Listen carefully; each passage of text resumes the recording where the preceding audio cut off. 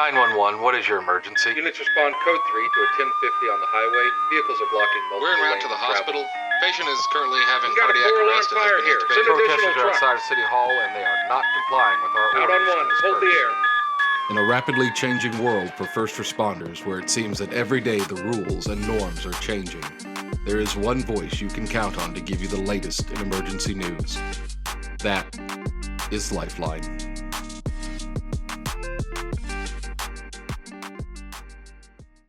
Hello and welcome back to another episode of Lifeline 911 Podcast with your host, Erica. Hello. I am your co-host, Gary, and today we are joined by a very special guest. Justin Prescott, who has joined us on a previous episode, has an impressive background in emergency preparedness and also has written a number of white papers on the topic. Justin Prescott is the Director of Operations at American Emergency Preparedness and also serves in the City of Waltham's 911 telecommunications. And we're happy to have Justin on. Thank you for joining us today, sir. Thank you for having me back. Yes. And today's topic is going to be leadership, setting expectations, and everything in between. Yeah. Looking forward to it. So, Justin, you kind of shared with us a bit of a white paper that you're working on. Yeah, so it's something I kind of started putting together a couple months ago now, I guess. And it's just talking about setting expectations, who sets expectations, when they should be set, and kind of how to communicate those expectations. I think it's important to know or to understand that this setting of expectations is a two-way conversation. It does go up and does go down, but I think it's important to know that it does start. It's one of those things that does start from the top and work its way down to kind of, build or develop that, kind of build or develop the culture of communication within your agency. So that's kind of what it's about. Absolutely. I know just before we came on the air, we were talking about how important it is to set that expectation from supervisor to floor employee.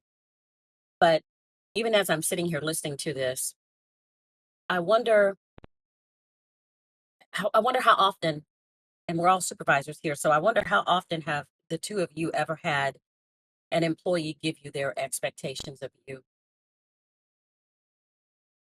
Well, for me, and now I've only been a supervisor for about a year and a half now. Okay. But I've gone through three group changes, and I've gone through, I believe, 2 hirings that I've been Okay. kind of indirectly involved with.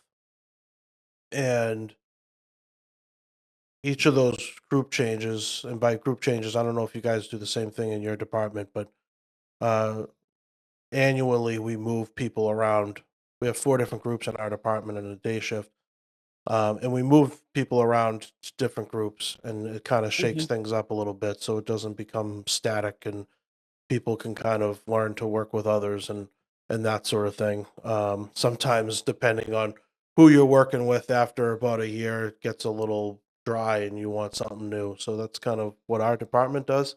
Wow. And every time we have these group changes, again, I've been through 3 so far, is a fantastic time to really outline your expectations. And anytime I outline my expectations, I open the door and invite the people that are in my charge to communicate to me what their expectations of me are, and then maybe even what their expectations of the agency are or of upper management are, what they expect from us, so that I can now go to being that middleman. Now I can go to upper management and communicate those or translate those to upper management. So I think it's important that as a supervisor, leader, captain, whatever you guys call yourselves out there, it's important to know that it's up to you as the leader to open that door and invite them to communicate their expectations of you. And it's going to make you a better manager. It's going to open up that if I don't know how to act around somebody, then I'm just as guilty of the same things that I accuse me, or I guess accuse my people that are in my charge of. So um having that two-way conversation I think is just so important. I agree. And every time I have we usually like twice a year we'll do a performance review of employees. And every time I have a meeting with them, I always ask them, what do you need from me? What do you need from my end? How are you best supervised? Because I found that most employees um, do want to do a good job, and the discrepancy between performance and what like an outstanding employee is a lot of times misunderstanding about what they're expected to do. Now, don't get me wrong. There are employees that just uh, choose not to do the best that they can, and you have to have a different conversation with them. But I found that if you're both getting information from them and how they need to be, supervised versus, um, you know, laying out for them exactly what they need to do and what the expectations are, they usually try to rise to meet that. Um, one, I guess, example is uh, we had like a dispatcher who was on the autism spectrum, and like she was very clear with me, like, hey, I need you to be like very upright and very straight about everything you say, and that helped me as her uh, as a supervisor on the shift that she was on to um, be more clear about that. Which is very important because, not having that knowledge now, if you're acting different or acting in a way that she can't communicate with you effectively, well, now there's a breakdown of communication. And now that's what always starts the issues. You go to the root of any issue in our comm centers is lack of communication.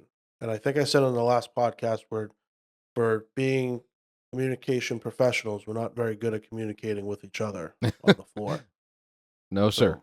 So Yeah, and I think that's where the heart of a lot of the issues lie is lack of clear expectations, both on the supervisor's end and on the employee's end, and Yeah. taking the time to make sure those are where you want them to be, and everybody's clear on them, will save you a lot of poor performance and, uh, possibly even like discipline later. I definitely agree with you. I mean, and it's more so. It's much more than just saying, "Hey, this is what I expect. I expect you to follow the rules. I expect you uh, to know your policies and procedures." It's setting expectations to me is also setting the standards that I expect. You know what I mean? So I set the bar a, a scotch higher, with the understanding that it's okay if someone kind of falls below that a little bit, because if they fall below that higher expectation, they're still meeting the standard. Like, I'm not going to set my bar at the standard, because if they fall below, it's already a problem. So I'm going to try to stay ahead of it. Wow. I'm going to stay proactive, and I'm going to say, okay, here's the bar that's been established, whatever that bar may be for whatever given task. I'm going to raise it up just a scotch more, and for that to give that my employee and myself that wiggle room to kind of figure something out and make sure that we don't fall below our standard. Because if you fall below our standard in our industry, something bad happens to somebody else.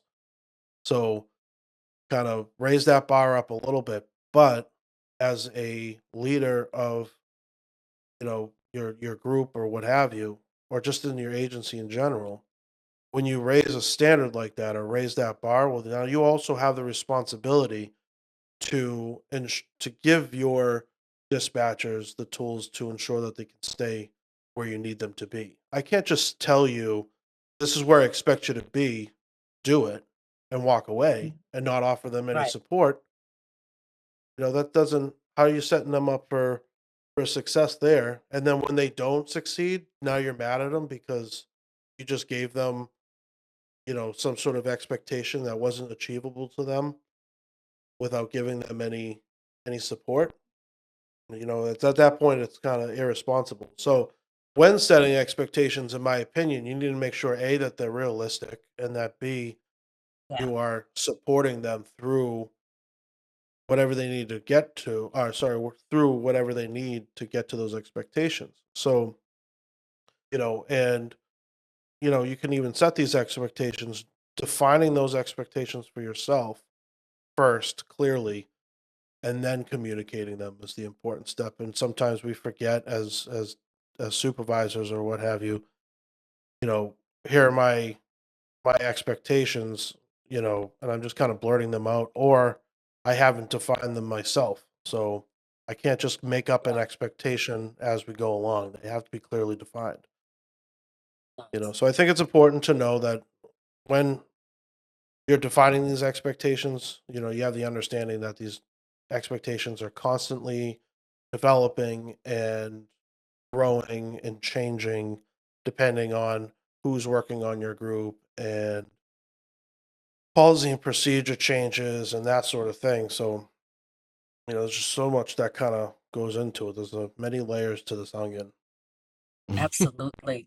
As I'm listening to you, so one thing that stands out, you said setting the expectation, but not offering support.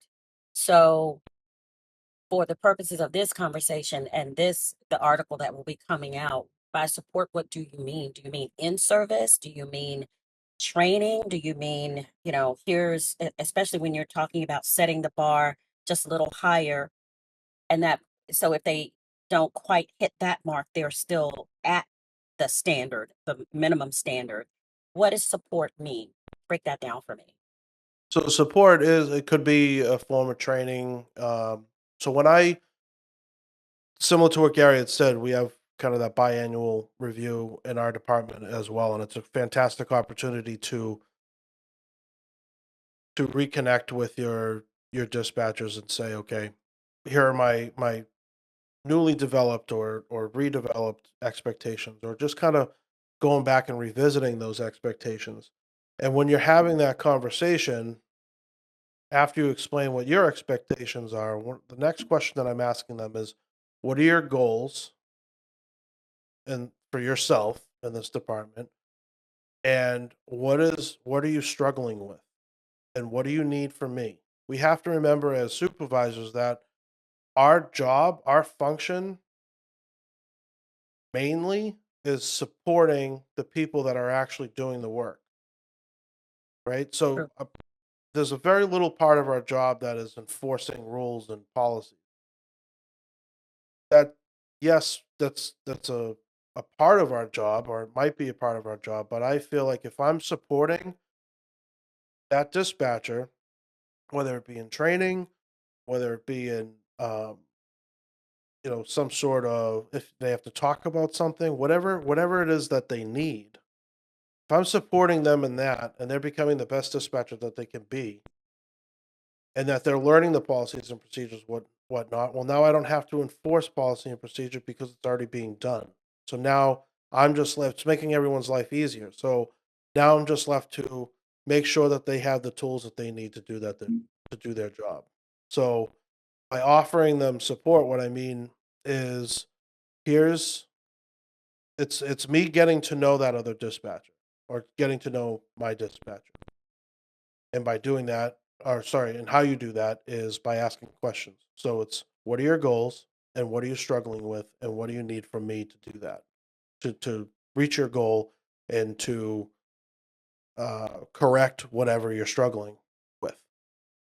So that's first you identify what the goals are, what the struggles are, and then you have a conversation about what they need to correct that or to reach that goal. I really like the way you put that the biannual review is another way for you, or a really good way for you to, I guess, reconnect or get to know them just a little better, because I'm going to put myself out here right now. The biannual review for me at times is tedious, and Mhm. it feels sometimes like this gnat in the room that is constantly flying around my head and interrupting me from the things that I have to do. And just listening to that is causing me to go, okay, wait a minute, maybe I need to adjust the way I see that and make it more about the employee and less about myself. So I like that. That's a really good way to put it. I'm gonna work on And I'm gonna work on making it stick, because it's easy to say right now, because that's just how I've viewed them for a very long time. Now, don't get me wrong, I believe the employee deserves them, but I guess my question is, and it's gonna go off a little bit, but in your center, are those biannual reviews or the review itself, is it tied to anything other than a motivation tool? Is there a raise or position or anything that they get at the end of it other than the thanks of a grateful nation, for lack of better way to put it? no, you nailed it on the head. So, no, there's no monetary gain, there's no promotion or anything like that. It's just more of a performance review. And I agree with you. And this was even before I became a supervisor. I kind of thought reviews were silly. I'm like, well, I didn't Yeah, get in trouble in the last 6 months, so why do I have to talk to you? You yeah, know, I didn't do yeah, anything wrong. Um, and then when I became a supervisor, it's that tedious task. I'm going through it right now. October is our review month, so I'm writing them right now, and I'm like, oh yes, we're right there with you. Hmm. so it's kind of like they are tedious. They take away from your other tasks that you want to do. Um, but I think you just nailed it on the head where you said, this is for them. It's not for you. It's not for the department. It's not for the city or the agency or the municipality. It's for them. And I think when you do look at it that way and you look at it through that lens, and it becomes more important, you become a little more invested in it because it's a little bigger than you. So our department specifically is a fairly young department in the terms of experience. And it's when I started to really look at the it kind of stepped out at me and said, I'm seeing actual change in 6 months because people are learning this job and growing and developing so much that you can see marked improvements.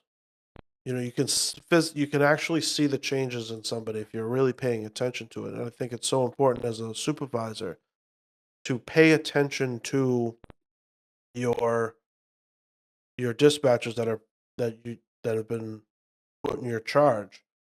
And this is just another way to do that. So, yes, it's important for them, but it's also important for you in getting to know and maintaining that relationship and knowing or having that understanding that people are growing and developing or should be in moving in a forward direction, right? As far as Yeah, professional growth. So this is a fantastic opportunity to make sure, how can I on, let's say, in April, I have these and, I talk to dispatcher A and I say, hey, listen, what are your goals? And they're like, oh, I want to be a CTO. Okay, great. And then I just leave it at that. There's nothing going to happen, and right. then in September, I come back, if I don't go back in September, I'm not going to say, well, how's things going with becoming a CTO? What have you done in the last 6 months to move towards that goal?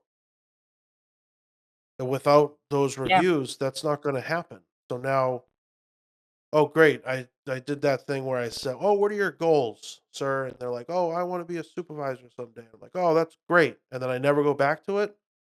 What are we doing? You know? So And I it think you're it absolutely leaves right. them It's one of those feeling, things where it's just like it it seems like a tedious task, but I think it's so important. and it leaves them feeling, I don't know if I don't want to be dramatic, but I would imagine it leaves them feeling less seen by you. They get Yes. to feeling as though this is just your task. They become the task, the thing that you have to do. And we're always saying, I think all of us want to be the best supervisors we can possibly be, and we want to believe that we are interacting and engaging and seeing the people that are under or that are in our charge. But when we view the evaluation as something that gets in our way, a task just to be checked off, and it's about us and our comfort zone, then the employee would feel as though they are a task to be checked off. And if we don't go and do the follow up in between the first one and the next one and over and over again, then how can we expect them to meet expectations or, God forbid, expect them to exceed them? So, yeah, I'm looking inward right now. I think when you just said like when you're setting these expectations and you open that door and you invite them to communicate their expectations of you, they do feel seen, they do feel heard, Yeah. right? And what does that in turn build? That builds trust. And Yeah. that's what we need. We need to be building trust. And if you can build trust, trust then in turn opens communication. It all works, it all intertwines together. If you open up communication, you build trust. If you build trust, you're opening up communication even more, and then and there people can now feel comfortable about being honest and coming to you and saying, "Hey, Jay, I messed this up. I need your help. And Hmm. I need your help right now." Yeah. Okay, what do you need help with? What's the situation? Here it is. Here's the immediate feedback. Here's the immediate help. Let's fix this right now. And then after it's fixed, and we have a second to breathe. Well, now I can turn back and say, okay, so what happened there? Where was the disconnect? And now Hmm. they feel comfortable talking to me about what the disconnect was. So now we can really get to the root of the problem, and then we can have a corrective action and move on from it. And I like saying corrective action, not I'm not there's no discipline here. And we have to make sure that when we're talking and when we're setting these expectations, we know how we're talking to people and we have to be assertive. And I think a lot of people get afraid of that word, like, oh, don't be too assertive. Or you have to be, you know, don't be too assertive with them. You're going to scare them away. And it's like, well, I think you're confusing assertive with aggressive. So assertive, all that is open, honest, clear, concise communication. Nice. Direct. So when you are having those types of conversations and you're truly being and it's a learned skill. It's not something that is easy because it can turn into aggressive or being aggressive. You really have to be cognizant of how you're presenting information or how you're communicating with your dispatcher. And if you're talking to them without bias or without having to, you know, um, accuse them of something, you know, Hmm. now it builds that trust. They feel like they can open up to you, and that's what I need from you. I need you to drop your the attitude. I need you to drop the ego, and I just need you to be Yeah. honest with me so that we can talk about this. So now we can make a corrective action. No one's getting in trouble here, but I need you to learn this so that this disconnect doesn't happen again. So let's fix the disconnect and then move forward from it. And I've had a lot of personal success with this type of communication in my personal life. I've had a lot of success with that type of communication in my professional life as well. And it just it's one of those things where, people ask me about it and I'm like, well, it just works. I don't, you know, Yeah. I don't really know how else to explain it other than it just works. If you're open and honest with most people want you to be honest with them. Ask anybody, do a poll. And we might have talked about this before. Uh, and we talk about this a lot, and I definitely talk about this a lot when I'm training somebody. Like most of us I want you to be honest with me. If it's something you don't, if there's something that I'm doing that you don't like, I need you to tell me. You Yeah. know, we when we're communicating with somebody, there is uh, information being sent from the sender to the receiver, and Yeah. what is said doesn't necessarily isn't necessarily what is received, right? Mhm. Yes. So if there is that miscommunication there on the floor, I'm asking, well, this is what I said, and what I'm hoping is that person's comfortable enough with me to say, well, that's not what I'm hearing. Mm-hmm. And then my follow up question is, well, then what are you hearing? How are you Yeah. interpreting my message? Because Yeah. that's how we fix miscommunication. Listening to this, and I'm right here in the conclusion of your article, and it's like right there, you say in conclusion, second paragraph, it says leadership, after all, is not just about giving orders, it's about fostering an environment where open communication and mutual respect are the norms. So, and this is what I'm hearing, you are saying if we start with open and honest communication on our part by giving that honest and open communication outward and expecting it back, or giving the employee the freedom to be open and honest, right? Because I don't know about you guys, but I've had employees say to me that they don't feel like they can be honest. They almost feel like they have to ask, what like you see on TV where they say permission to speak freely, where they have to ask for that permission because they don't get the sense from me or leadership in general that they have that they have the freedom to be open and honest back. We expect for them to be, but we don't give them that permission. But more importantly, we don't foster that environment. So yeah, I like all of that. My brain is going a mile a minute right here, and I'm mad Yeah, at myself because I forgot to bring my notebook. Dang it. it's certainly cultural, and we, from my experience, we have kind of gone from this veteran line Mhm. into this kind of new generation, and the old quote, the old school way of keep your mouth shut, your head down, Yeah. your eyes forward, don't talk to me. Who are you, Junior? You know, who are you, subordinate? Don't talk to me. Yeah. It was always a one-way conversation. And it's Um, awful. you can still kind of have that that communication. Let me give you an example. So I tell my guys, everyone knows who works on my group, that if I'm in the middle of a task, it's probably not the best time to ask me a question. Unless it's an immediate thing, obviously, there's an incident going on the floor or whatever. But if there's an incident going on the floor, I'm most likely involved in it. But the um just in general, day to day, if I'm involved in a task like scheduling or following up on emails or whatever the task may be, if they see that I'm involved in something, they're not going to ask me the question at that time.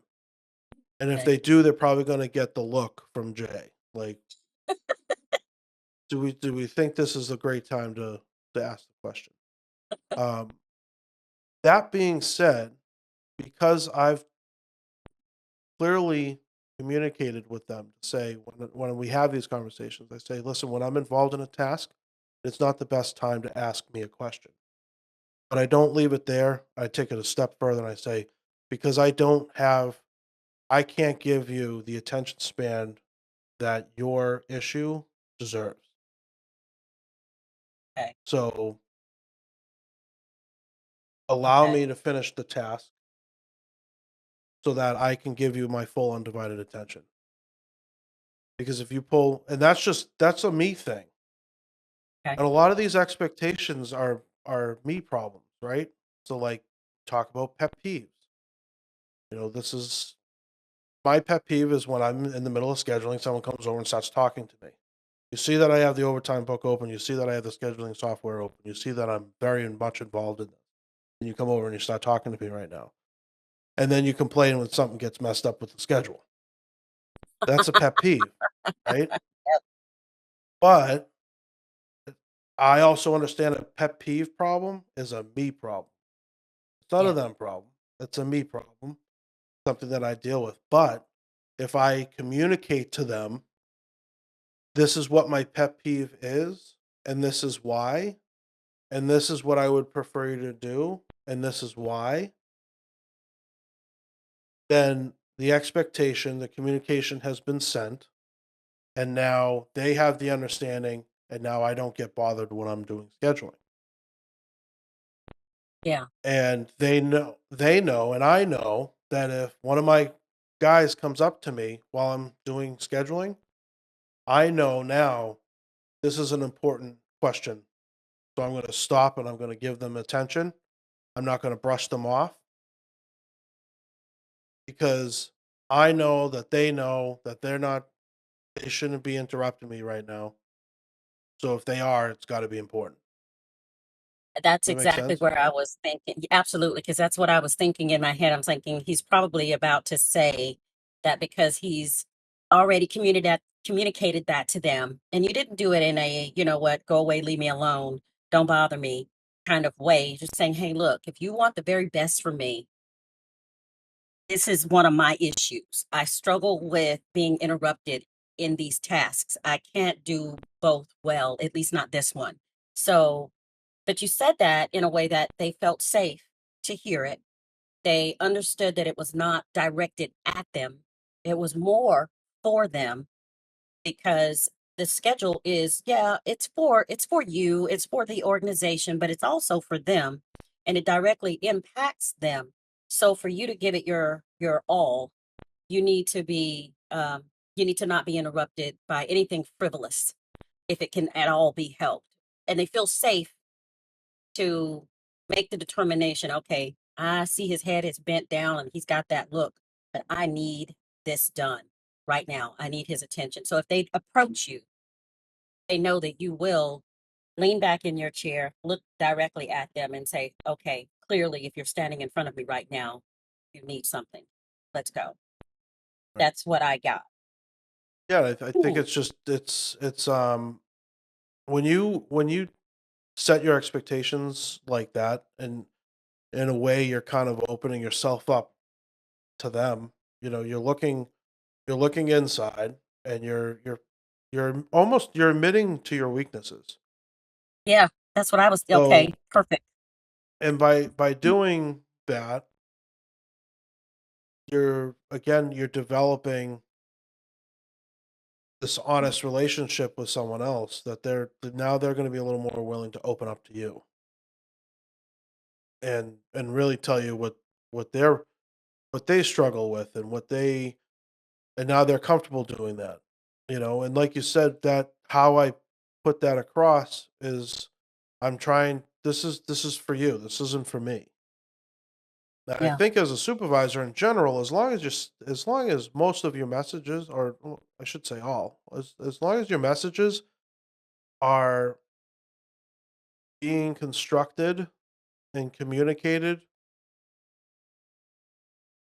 in a way that it's for them, it's in support of them and mhm, not in your best interest, well then you're going in the right direction. I think when we set expectations, we kind of the reason we're doing it wrong is because we don't take it that extra step further. reading my Like mind. my Yeah, my expectation of I expect you to be here 15 minutes prior to shift. If I just left it there, that's the argument. You open the door for argument there. yeah, Gary, if you walked into my center and I just said, you're the new guy, whatever, but you still have all these years of experience, right? You walk in and you come from a department that doesn't have this expectation, and I go, "Hey, Gary, welcome. I expect you to be here 15 minutes prior to shift," and then I walk away. Hmm. You're going to be like, "Why?" Yeah. Yeah. I'm not coming here for. I don't get paid until the top of the hour. I don't have to be. My butt doesn't have to be in the seat until the top of the hour. But Yeah. if I take it a step further and I explain to you why that's important to me, but more importantly, why it's important to you and why it's important to your coworker, and why it's important to the system overall, well, now you can kind of buy into it, right? A lot of Hmm. sometimes what we're doing is a sales pitch to our Yeah. dispatchers. Um, Yeah. and that's not to cheapen this, but sometimes it's a sales pitch, and you need people to buy in. So you want to make sure that when you're setting these expectations and you're communicating these expectations, you do take it that extra step and just explain why something's important. And when you start explaining the why to somebody, that might open the door for someone to be honest with you and say, "Well, I see where you're coming from, but here my point of view, here my perspective." Yeah. And now you have a communication going, you have a conversation happening, and now you're developing because now I can say, "Oh, I never thought of it that way. I never saw it that way. That's a good point." So Yeah. now all of a sudden my expectation just grew. It just evolved into a new expectation, And you you you know? have Hmm. you can adjust. You can even adjust Right. in that moment because you are because they I just said this to somebody the other day, and I don't even remember where I heard it from, about the difference between supervisors and subordinates. A lot of times we forget that they're still our colleagues. Right. Ultimately, they are still our colleagues. We just have a different set of responsibilities. And it doesn't make us better, higher, more important. And it doesn't give us permission to be selfish and make everything about us and our responsibilities to get the job done. And by that, they are just the peons that do the work so that we can get the good evaluation at the end of our own evaluation. I think sometimes as supervisors, and I have been guilty of this, I try to get better, but to remember that these are our colleagues and open and fair and responsive communication should be a given. It shouldn't be something that we have to program ourselves to do if we're talking to colleagues that just have a different set of responsibilities than we do. Yeah, I mean, in leadership, you sometimes what I kind of how I look at it is we're right alongside. A lot of time in leadership, people think, "Oh, well, you're the boss. You're the boss man. You decide what to do. You make the rules. You lay down the law, that type of thing." Yeah, the Um, man. we're just we're the guide. We're all climbing the same mountain. Mhm. You're just put in charge of what path you're taking, and then Nice. convincing, or yeah, I guess convincing the others to say this is the right path to take, and then those people trusting you that we're on the right path to get up to the top of the mountain. But we're still walking up the same trails. We're still walking up, hiking the same mountain. Yeah. You know, but we're not at the top of the mountain shouting down to them at the bottom of the hill saying, "Get up here." I've already made it up Absolutely. here. Where you been? You know, we're hiking the mountain with them. So I think if you kind of remember that, then that's important.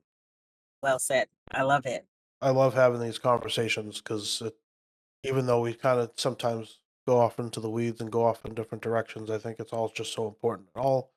It shows that everything intertwines with each other, with each aspect of this job, how we Yeah. Hmm. lead, and I think it's And really yeah, cool.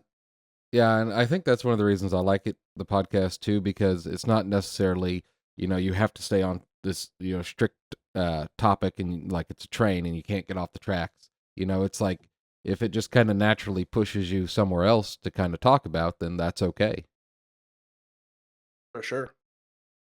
Yeah, it's a conversation among colleagues that is, whether it be, telecommunicators like the three of us are, or if we have almost like a vendor type situation where like Versaterm or someone like that comes on, it's all still law enforcement, telecommunications related. So we can go down several rabbit trails, but they all lead back to the very same thing. And I love hearing the approach from someone else because I got something from this conversation, especially with the evaluation thing, because that was working on me. And now I have a different way to look at it, something to work on. And maybe I can get that to take root. So if nothing else, I got that from the conversation. There were many, many nuggets, but that one was for me the big takeaway. That's great. I think that's the goal of this, right? Hoping a lot of people are listening to this podcast and just pulling like you said, little nuggets and then bringing it back to their center and saying, "Hey, I was listening to this podcast.